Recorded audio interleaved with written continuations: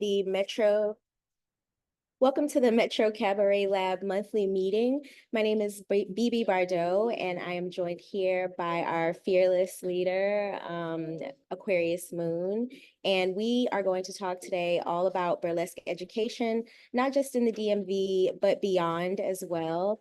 There will be opportunities for you guys to join in on the conversation, but it's okay if you're feeling shy. This will be recorded, so it could be also a shorter, more truncated version of a larger discussion that we could have. I think Gigi Holiday is joining us right now, so that's awesome. More people can join us as we talk, but the goal of this conversation is to have an open dialogue. And I'm actually going to get into introductions, but first I want Aquarius Moon as well to break us into this convo. Hi, Gigi. Hi, y'all. Thank you so much for being here. This month we are having our expert be Bebe. Bebe has personally impacted me in a tremendous way as a burlesque professional and entertainer. And this school that Bebe's creating will be one of the first partners that Metro Cabaret Lab will be seeking funding for in 2025. So the purpose of this meeting is to hear about Bebe's plan, and then pull together our resources, our networking, and our talents to see if we can be a part of creating this amazing legacy that is been in the works for a very long time. But I think now that we're all more connected in the community, we're able to make it to fruition. I just want to say that these monthly meetings are open sessions for cabaret artists to bring problem solving projects, acts, whatever you need to level up your professionalism, or if there's something you need support with. The end goal is that 2 to 3 years from now, we have a financial pool of resources that cabaret artists can pull from, and you can apply for funding. Next month, I'll be announcing that we'll start to do application sponsorships. I'll start sponsoring applications for festivals in the fall. And our speaker next month is Gigi. I don't know if Gigi's on the call, but hey, aunties, if she's on the call, Gigi will be our speaker next month. And if you'd like to be a speaker or you would like to bring a project to the group, please send me a message. We have some really cool, different producers, directors. We have some amazing people coming in the fall that I'll be announcing on the website shortly. And I'll take it over and hand it to Vivi. Thanks for being here, y'all. Okay, thank you so much, Aquarius. I am also in a coffee shop letting everybody know we will be using co-working spaces just like this in order to launch a burlesque school. Hold on, admitting Jennifer Eden 1 second. Okay, so let's get right into things. Just to introduce you guys to me, myself, I'm Bebe Bardeaux. I'm an award-winning shape dancer and a burlesque historian that specializes in teaching retro movement from the years of 1950 through 1969, although I also do a lot more in-depth research on burlesque history. I love focusing on burlesque history and specifically Black burlesque history, but burlesque is so huge, and as you'll see throughout this call and at the end, there's like a wide array of different types of burlesque teaching out there, which I'm sure everyone on this call is aware of. And I try to infuse history in everything that I teach. I'm sure everybody here has their something, their unique magic within themselves that they can share with someone else. And I would hope that at the end of this call, everybody feels sort of energized enough to share that magic that's within themselves. And I hope that's not too hokey. And I know there's not a lot of us. And if you're feeling too shy, you don't have to introduce yourself. But I'd like to do an icebreaker and get to know who's on the call.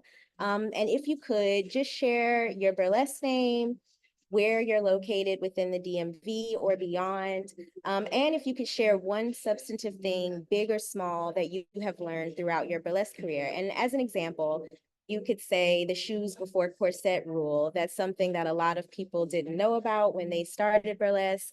You could also share something like always do burlesque before a show begins. What's that little thing that you've learned throughout your burlesque career that a newbie may not know? And just feel free to talk whenever. If you don't want to talk, you don't have to. This is an open space to also stay silent, I guess.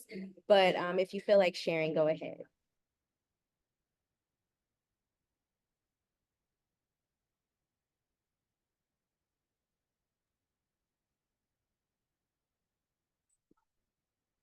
I can go first if that's okay.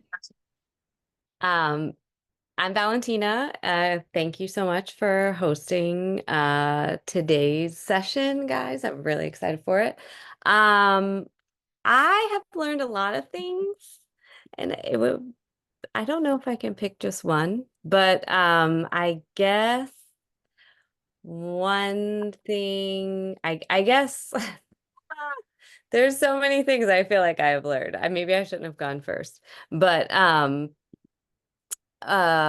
will narrow it down to appreciating all the different I have learned to see that burlesque can mean so many different things, and it can take on so many different facets, whether yes, you can put the regular categories of like classical, neo, nerdlesque, but also learning about the individuals that really choose um to bring out their soul and their body and what they want to share. I guess I've learned that burlesque can be so much more than what I originally thought.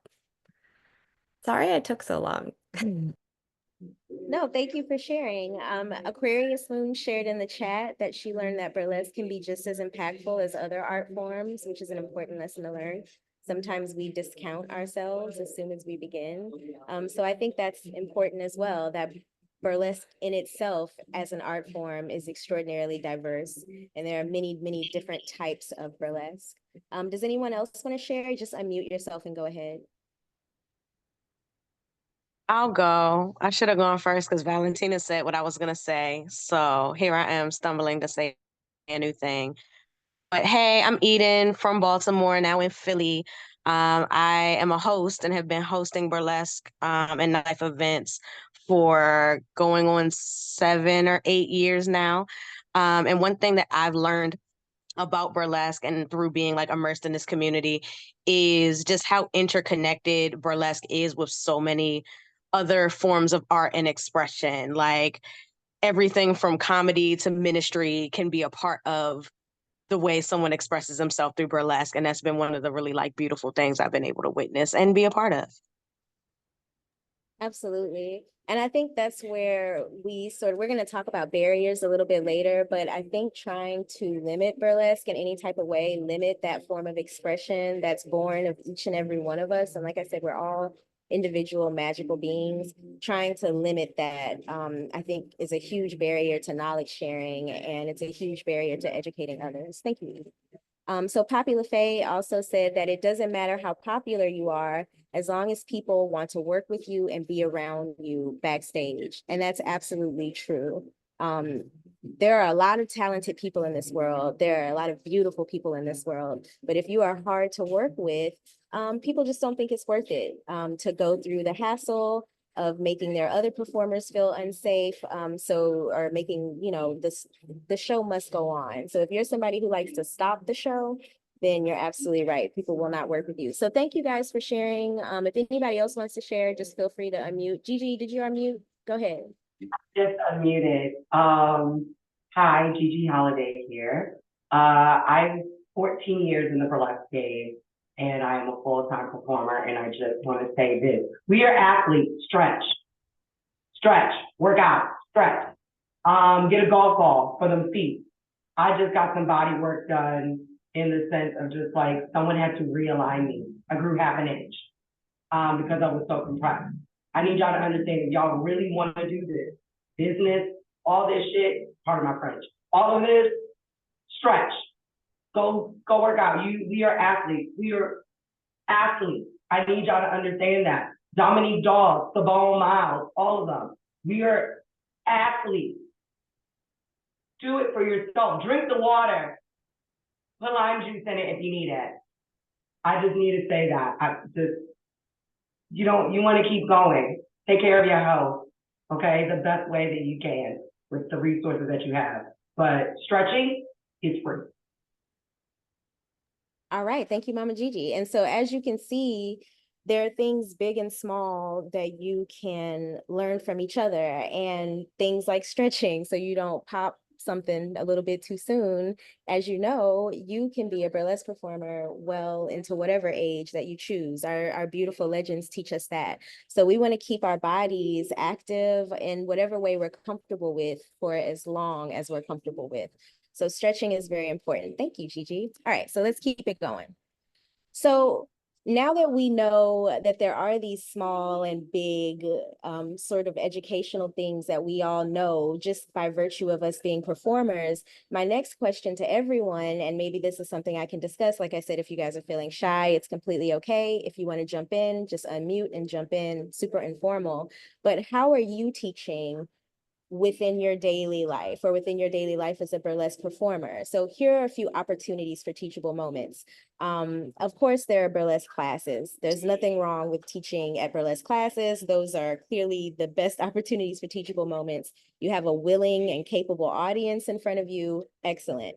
But a lot of times people don't sign up for classes. That's another barrier that we're going to talk about a little bit later. So when you are trying to teach your fellow performers, maybe newbie performers, how are you teaching them? Is it through casting calls? I know some people put in their casting calls a set of rules, like be respectful to your colleagues, make sure you show up on time. Those are teachable things.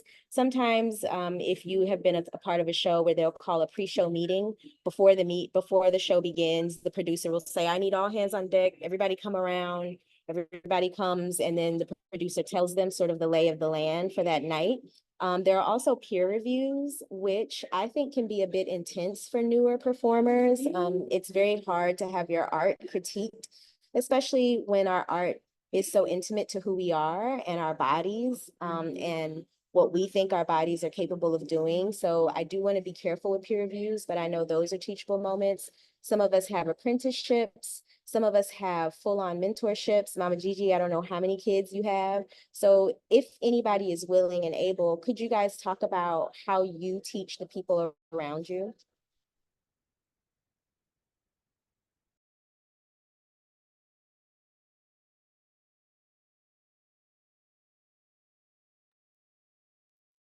Yeah, I'll go first this time.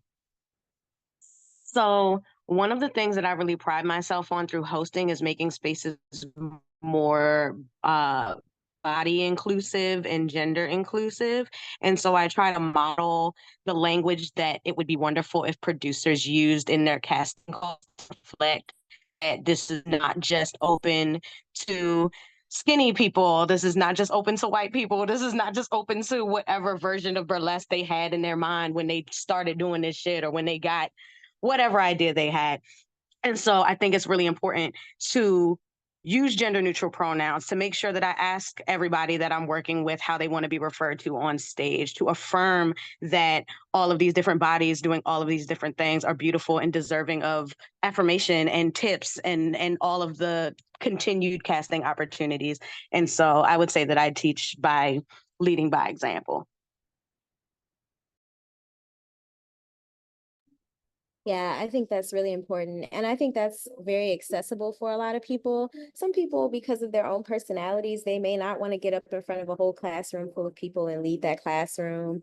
Some people may be a little bit more introverted. So leading by example, I think, is also a really sort of equitable way to get your point across, you know, how you want things run. So I think that's a great example. Does anyone else have any examples?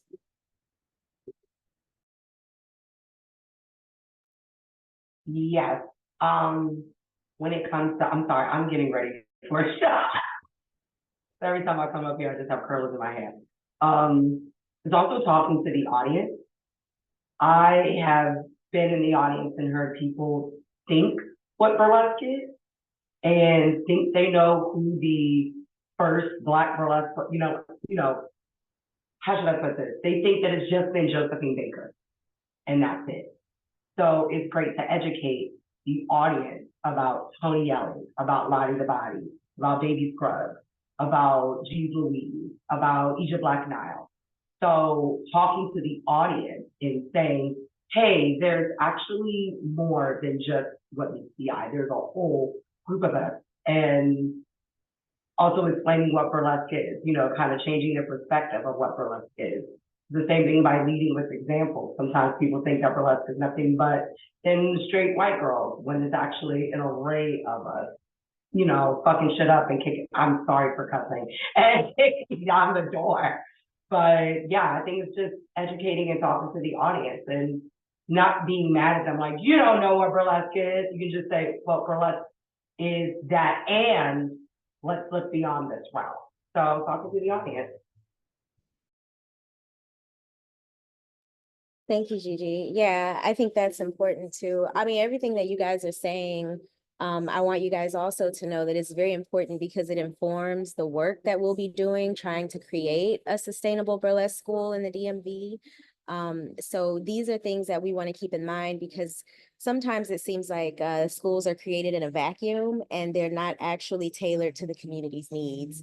So it's really important, I think, to get what you guys are saying out into the universe so that we all know what's going on. Poppy said they do a peer review monthly, a run of show doc with all the details. Agreement is included in all the apps. There we go, teachable moments. That lets people know this is a real, not just a real art form, but a real profession. Go ahead, Aquarius, you wanted to say something?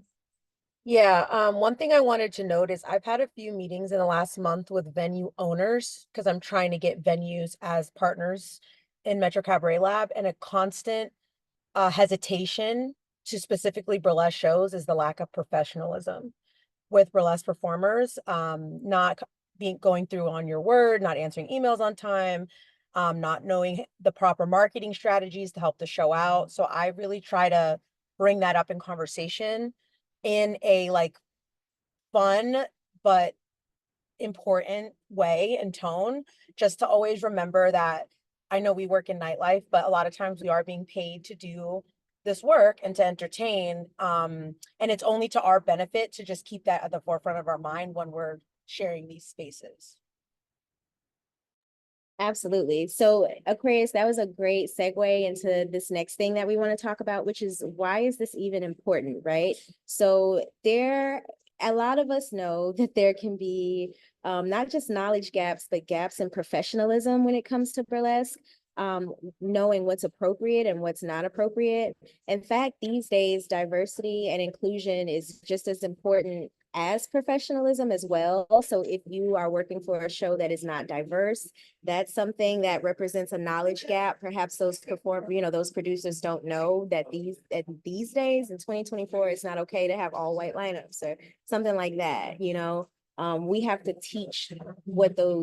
we have to spot what those gaps are and then fill them in with education. So that brings me to another question, which is, in our eyes, who is allowed to teach burlesque? And anybody, as always, is welcome to jump right in. I know we have a couple of people who just joined us, so feel free to jump right in at any point. But this question, I want to let you know right off the bat, it's a trick question, y'all.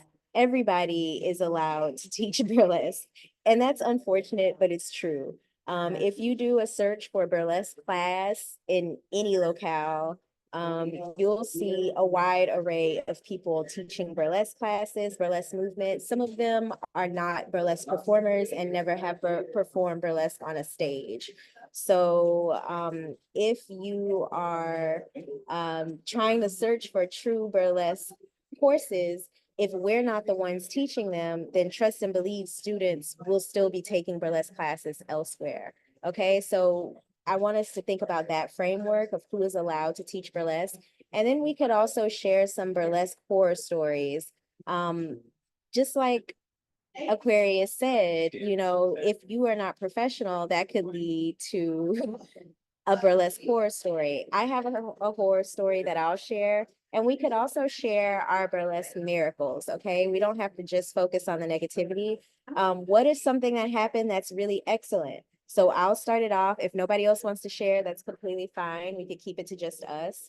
But okay, let's say for instance, my burlesque horror story, I once had someone burst an ink pen, a kitten, burst an ink pen all over my very expensive costume and not tell me. Maybe they didn't notice, but I didn't notice until the end of the night. I would have preferred to have just known because accidents happen, so I could immediately start to blot my very expensive costume and not have the chiffon be ruined forever. But alas, it was ruined forever. And I feel like if this person had some kittening education, they would have known a proper way to carry costumes in a kitten basket, perhaps away from your ink pens. You know. And I guess a burlesque miracle that I'll share. Sometimes people find my blog randomly online. I share the knowledge, and sometimes people just things I wrote years ago and they contact me to help. And I think that's a great example of a burlesque miracle. Thank you, Burly Jesus. You know, I'm not just shouting out into the ether. Does anybody else want to share a burlesque horror story or a burlesque miracle that perhaps burlesque education is related to it?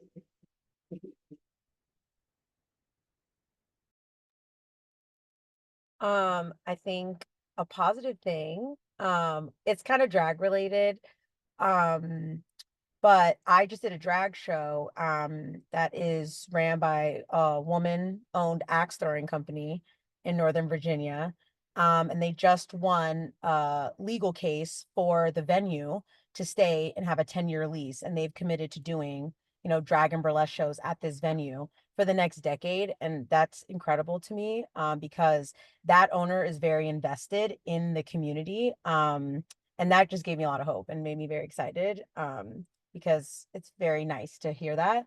I think I think when I first got into burlesque, I got into it the commercial way, like the Christina Aguilera movie way. So I just think the first few months of me doing it, I was not in the right sources. I didn't know where to learn. And shout out to Honeybee Burlesque because I did Honeybee Burlesque. And then I got my education. So I feel like I'm not an expert by any means, but I at least have a little bit more of a historical context and I have a little idea of the striptease. All right, congrats, Aquarius, on that burly miracle. Anything else we need to thank the burly goddesses and gods for, and everything in between? Go ahead. Um, is this bitch recording? No, I'm playing. Am I audible? This is Yes. academic on the line. I think this might be my work Zoom, so I don't know what name is appearing, but my name's Academics. I'm out of Omaha, Nebraska. And as the location might denote, it's real white down here. And I try to do things that are actively centered around Black burlesque, Black existence. And I just recently did a show at one of our local theaters that talked about the jazz, blues, and burlesque history here in Omaha, because we were a prominent space on the Chitlin circuit through Chicago all the way to California. And so the miracle was that I was able to get it funded and produced. I produced it, but was able to get all the funding through the theater and was able to pay people a really great wage. It was an all Black cast, all Black stage kittens, minus my one white girl, but she's lovely. And I was able to provide costume stipends for people. So they were able to supplement their, like the costuming because it was period related. That was good.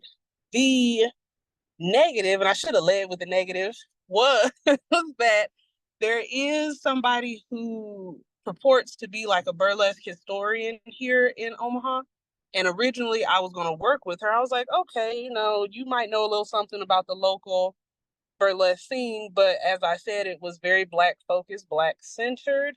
And this happened to be a white woman. And she got upset about the way the show was being produced, as in she wasn't able to perform.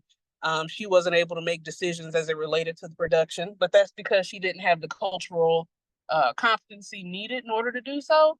But that ended up being a whole to do, and she tried to like publicly drag me across the internet, but it was a whole thing. Basically, a white woman having a temper tantrum, if I can call it like that. And it ended up being fine. I didn't go to jail for slapping nobody.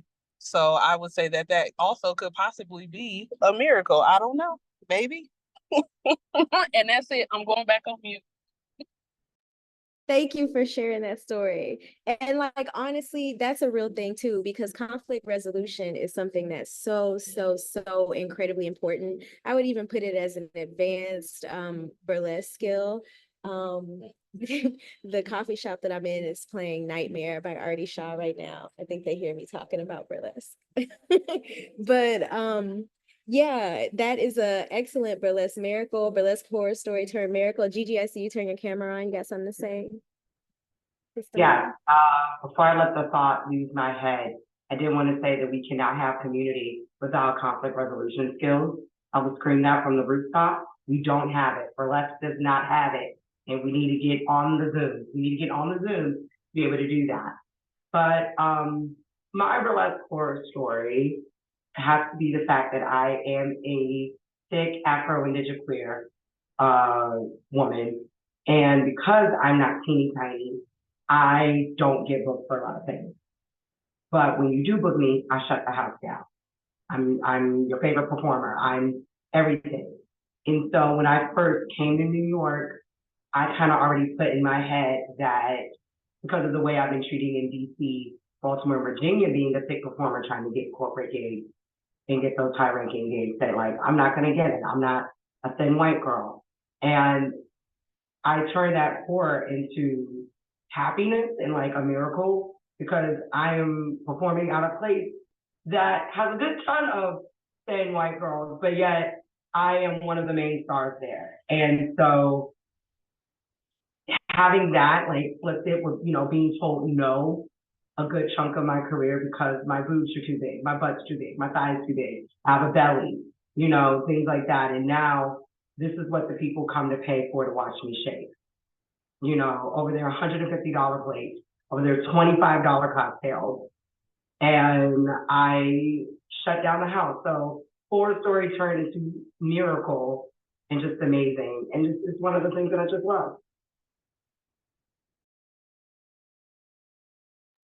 Yeah, I think Gigi, that's a testament to the stage being your stage, you know what I'm saying? Every last one of us gets our moment on that stage. And when we're on that stage, we get to write our own stories.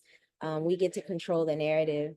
And a lot of people don't know what they find beautiful and what they find alluring until we honestly tell them. And that's our power as performers. Like, we own the stage, we tell them what we find to be important and what we find to be beautiful and what we find to be exciting.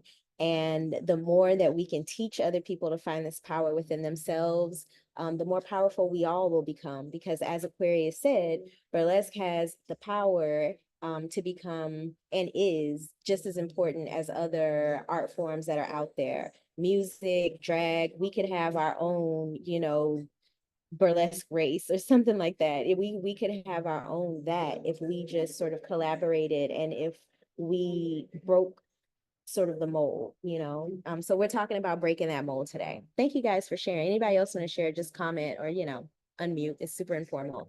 So now that we know that there are those gaps, right? We need more customer service skills, we need conflict resolution skills, we need professional development skills.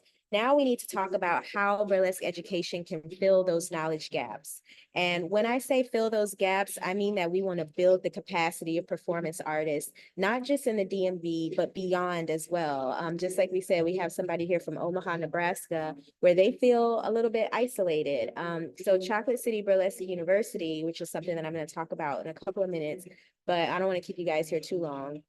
But it's inclusive. Even it's just like a HBCU. Anybody is welcome to apply to an HBCU, but it is, focused on the African American experience. And so this school is going to be focused on the African American experience, but it's open to everybody. It's open to every person of color. Anybody can apply to teach. Anybody can take the classes, and anybody from anywhere is welcome to join this effort to build the capacity of different performers. So I think it's important to talk about goals here. And I think from my perspective, and somebody can jump in if they think I'm wrong, but I doubt anybody will because I have a feel for this room. I don't know who's going to be watching, but my main goal short term is to build an inclusive and equitable burlesque educational program. Just as simple as that. And then long term, perhaps we could have a coalition of people working together. Hold And I want to address these barriers as well and just put them out there. And if I had a piece of paper to write them on, I would just burn them as well, because I don't want them to be huge worries. But there are things that are stopping us, right? So sometimes there's a lack of interest. A lot of us in here have taught classes privately. Sometimes there's 3 people in the class. Sometimes there's 1 person and we have to cancel for lack of interest. It's really, really hard to get momentum going sometimes. So we may face that as a barrier.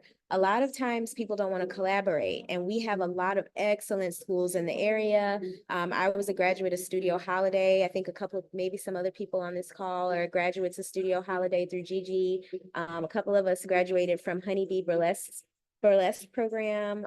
There's also Essential Teas, but I'm not sure if all of these schools have ever tied and worked together. There was Que Sera's Body Shop Burlesque. There's a lot of programs that have been around in the past, but I'm not sure if everybody worked together. And then there's also the cost of studio space, the cost of co-working meeting spaces, the cost of paying teachers. Are there any other barriers that anybody can foresee? And it's okay if you don't want to talk about it right now, because we can talk about it a lot, but go ahead, Gigi. Location. How should I put this? When I had Studio Holiday, it was in Southeast DC. A lot of people consider Southeast DC unfavorable. Please note that is where I was born and raised. So it was that I actually did have a white burlesque performer in DC tell me that, no, you are in the hood. You were in a dangerous location. And because of that, that prevented some people coming to Studio Holiday, even though it was in a beautiful art space that was created by grants and all these things and all these beautiful, amazing African-American artists that, you know, that built that art scene in Southeast DC. So it was location. Yeah, that was pretty much location.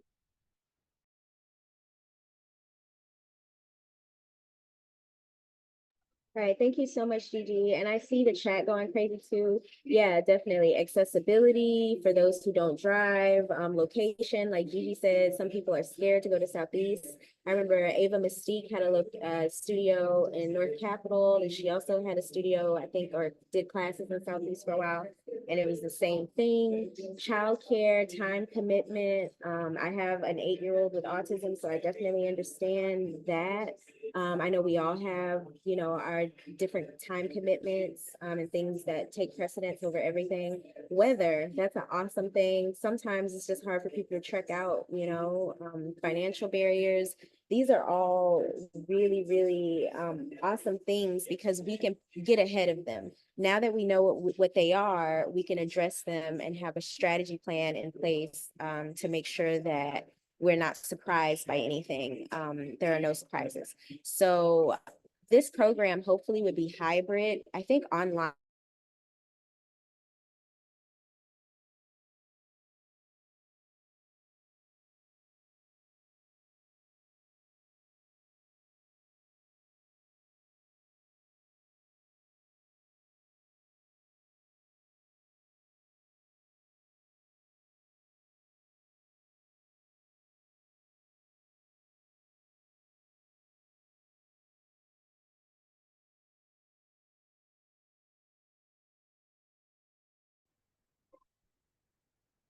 Uh-oh.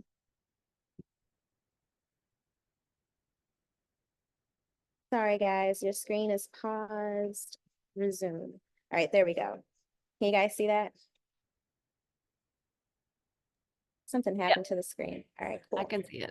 Cool. Thanks, guys. All right. So we want to work together. We want to be collaborative. Our goal is to collaborate. You know, there's no one local that we would turn down, save for someone who is unsafe for the community.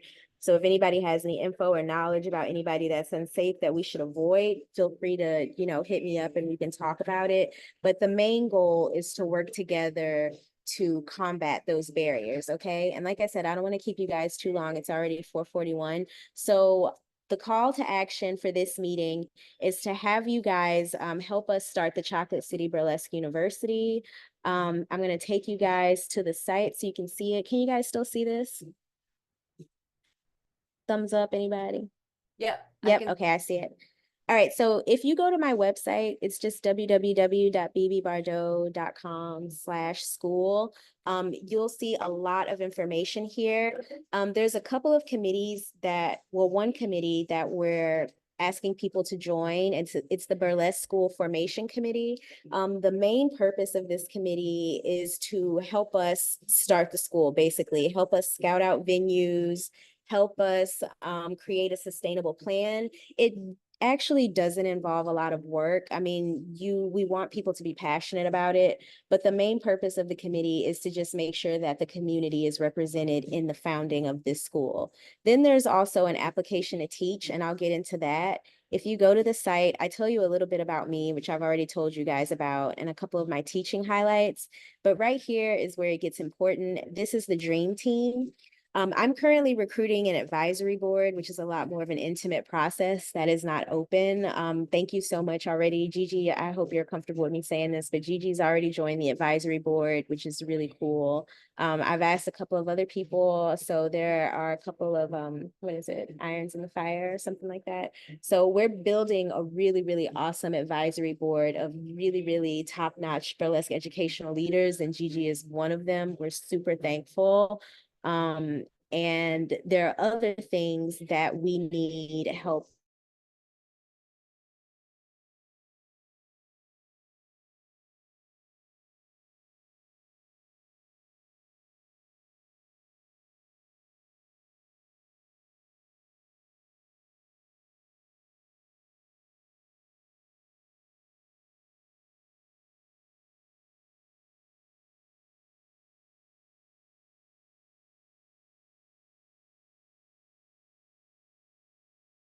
We are looking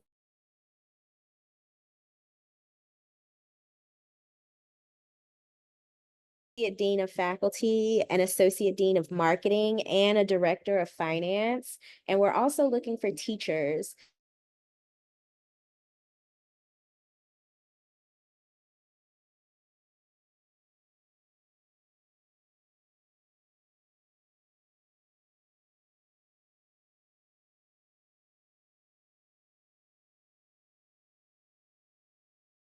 If you guys see something, feel free to pitch your own class.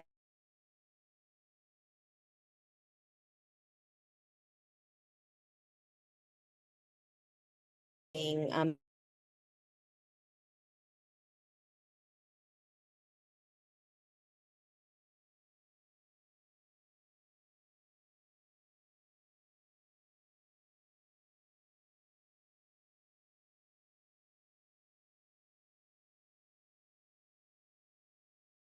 So we're just going to go ahead and get it started. And the format of the classes is going to be hybrid. Some of them will be in person, some of them will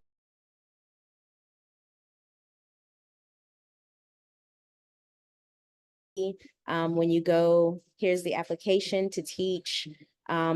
We ask you what classes are you interested in teaching? Do you have any teaching experience? Although note that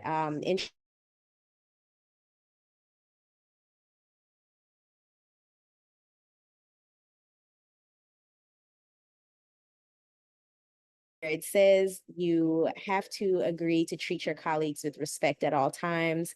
If you hate everyone and will wage an all-out war, I may not be able to ask you to join at this time. But if you say you hate everyone and yet you will still remain respectful, we can still have you on the team. Hating everybody is completely okay with me, as long as you respect them. All right. So that's that application. Yeah, and that's basically it. The admin team, all of these positions are paid, by the way. You will be paid for your work. Right now, this is why the director of finance is important. Right now, I'm bankrolling everything. So I've saved everything up.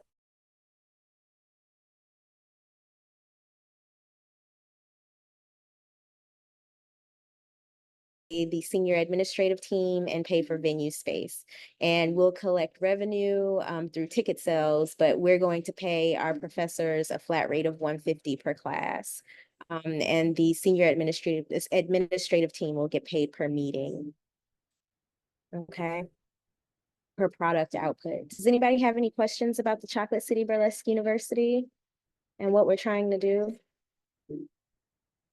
I hope everybody understands the to action as well. We're just asking you to apply. It's right up here, like I said, the Burlesque, bebebardeaux.com/school. Go here. This link will be active very soon. We're going to get this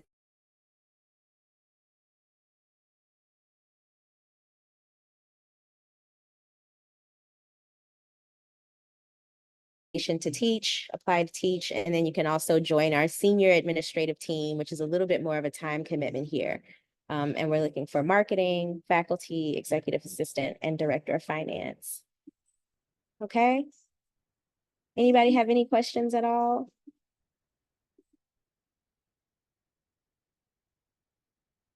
All right.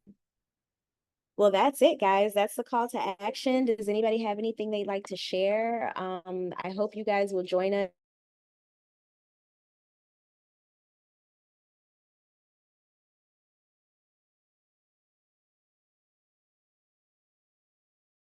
Fox, that's an excellent question. Timeline ASAP.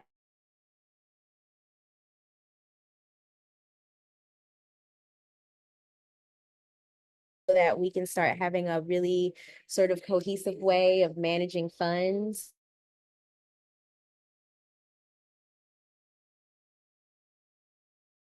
Some point, no stress, because everybody has, you know, shifting priorities within their own life, but it would be nice to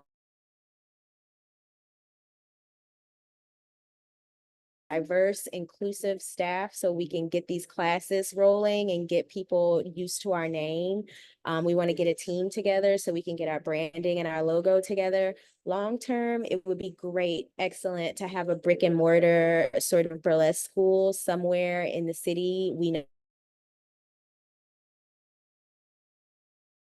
that Valentina, that's a great question too. Is there a way to contribute to the fund or a link we can share?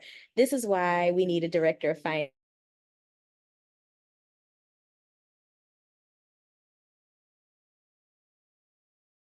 Bookmark this site, bebebardeaux.com/school. That's going to be a landing page. And like I said, it's open to everyone from everywhere.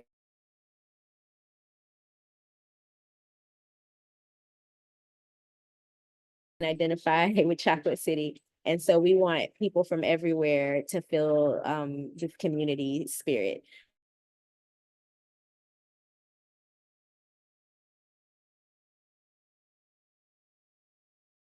Is really excellent for a newbie because you'll basically just be shadowing me and you'll get a behind the scenes view of what it takes to start up a burlesque school. You'll help me scout out venues. You'll help me organize files and email records and maintain general communications. And it'll be excellent for somebody who's just starting out. There's a lot of different things you can help out with. And if that's beyond your capacity, completely okay. You know, you can help out by just taking classes as a newbie. That's the best thing you can do, is to just take classes and to support us in that way, which is very, you know, I think that might be more within some people's bandwidth, because you might not even have to leave your house because we're going to have online classes as well. Yeah, and sure, yeah, you guys feel free to share IGs right now. And I think that's the end of the meeting. I'm gonna leave 10 minutes for, you know, questions, anything you guys want to